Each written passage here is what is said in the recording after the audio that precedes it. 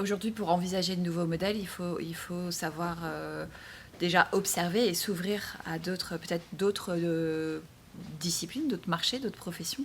On a l'exemple chez Rupture d'un adhérent, une société qui s'appelle ERB, qui est une entreprise de construction qui se trouve à côté de Angers et qui aujourd'hui a plus que pris conscience de ce nécessaire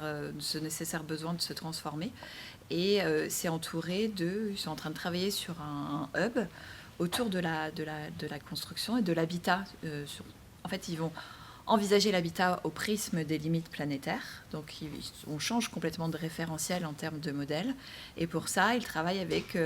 des experts, chacun de leur secteur. Donc, avec des experts de la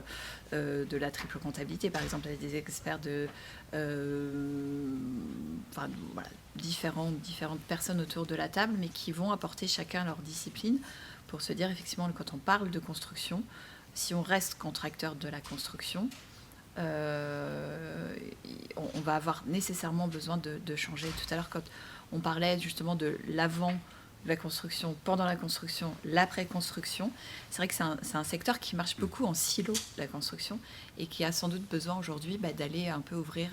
ses horizons pour pouvoir transformer le modèle. Calain, effectivement, donc, spécialiste de la menuiserie, n'est qu'un maillon d'une chaîne très importante, d'un écosystème, d'une chaîne de valeur, qui fait qu'à un moment, on va partir d'un élément de la construction jusqu'à la mise à disposition d'un logement, par exemple. Or, j'ai beaucoup aimé ce que vous venez de dire sur le fait qu'en fait, on est d'abord très cloisonné et ensuite on est très linéaire. La circularité à la fin, c'est aussi de dire, mais la mise à disposition du logement n'est plus une fin en soi. Dans une vision circulaire, on est déjà sur la fin de ce logement, sa réhabilitation, sa transformation, sa destruction pour refaire éventuellement autre chose, pour réutiliser, réemployer au maximum, en fin de compte, les matériaux. Et surtout, dans une approche, on va dire, intelligente, collective, il faut décloisonner, il faut faire ensemble. Et le faire ensemble, c'est d'abord être en capacité d'écouter tous les membres, tous les acteurs de cet écosystème, pour bien comprendre les enjeux d'abord des uns et des autres, puis ensuite se mettre d'accord sur comment nous allons faire en sorte que, à chaque étape de la construction, donc, encore une fois, nous sommes, nous, fabricants, mais nous travaillons aussi avec nos propres fournisseurs qui eux-mêmes travaillent avec des fournisseurs qui eux-mêmes travaillent, etc., on soit en capacité